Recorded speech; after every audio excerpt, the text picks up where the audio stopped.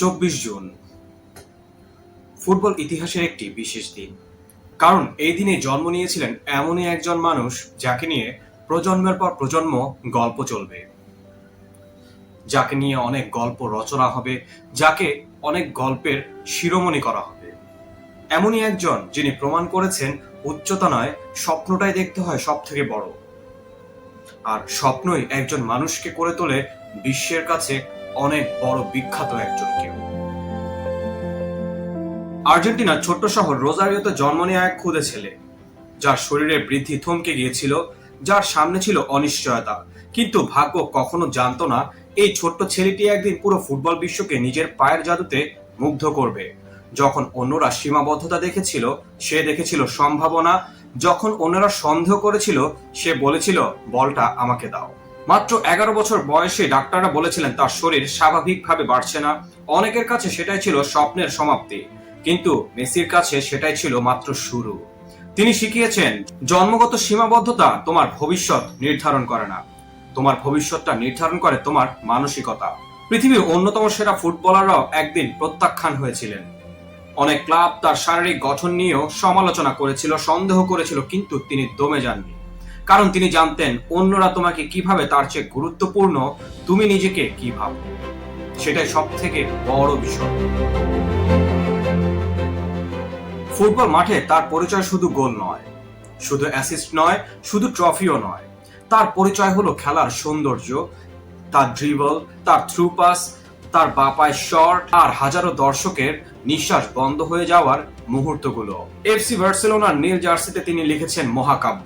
এরপর পিএসজির অধ্যায় পেরিয়ে এখন ইন্টার মিয়ামিকে আলোয় ভাসাচ্ছেন লিজেন্ডে। কিন্তু তার সব থেকে বড় গল্পটা কিন্তু ক্লাব ফুটবলে নয়, তার সব থেকে বড় গল্পটা লেখা হয়েছে আকাশী নীল জার্সিতে। 2014 সালের বিশ্বকাপের ফাইনালের হার, 2015, 2016 কোপা আমেরিকার ফাইনালের হার। এক সময় তিনি জাতীয় দল থেকে অবসর নেওয়ার ঘোষণা দিয়ে দেন। অনেকেই বলেছিলেন মেসি কখনোই দেশের জন্য বড় কোনো ট্রফি আনতে পারবে না, কিন্তু তিনি ফিরে এসেছিলেন।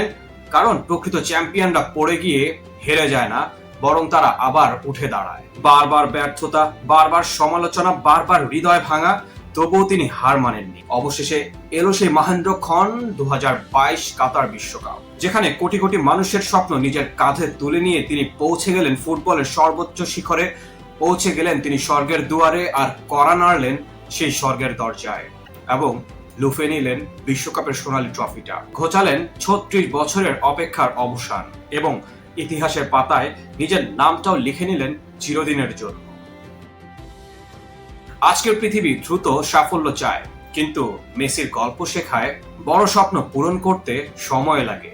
বিশ্বজয় করার পরও মেসি কখনো অহংকারকে নিজের পরিচয় হতে দেননি। তিনি দেখিয়েছেন মহান হওয়া আর ভদ্র হওয়া একই সাথে সম্ভব।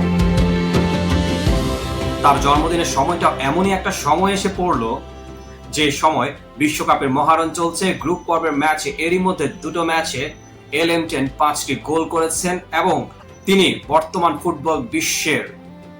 ফুটবল বিশ্বকাপের সর্বোচ্চ গোলদাতা ক্লোসাকেও ছাড়িয়ে এখন তিনি নাম্বার 1। এবং তিনি যে লিজেন্ড 10, তিনি তার খেলায় সেটা বারংবার সবাইকে মুগ্ধ করছে। তিনি তার জাদু এখনো এই 39 বছর বয়সে এসেও ছড়িয়ে যাচ্ছে সকলের মাঝে। যদি কখনো মনে হয় তুমি যথেষ্ট ভালো নও, মেসির গল্প মনে করো। যদি মনে হয় সবাই তোমাকে অবমূল্যায়ন করছে, মেসির গল্পটাকে মনে করো। যদি মনে হয় বারবার ব্যর্থ হচ্ছ, মেসির গল্পটাকেই মনে করো।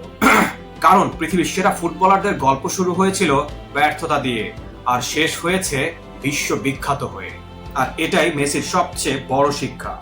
তোমার শুরুটা নয়, তোমার শেষটাই ইতিহাস বারবার মনে রাখবে, আজীবন চিরদিন বিশ্বের বুকে লিখে রাখবে। আর সবশেষ লিওনেল মেসিকে আরো একবার শুভ জন্মদিন। আর বিশ্বকাপের এমন আরো অনেক খবর, বিশ্লেষণ আর তথ্য পেতে বিয়ন্ড অন সাইড চ্যানেলটিকে সাবস্ক্রাইব করতে ভুলবেন না। ধন্যবাদ সবাইকে।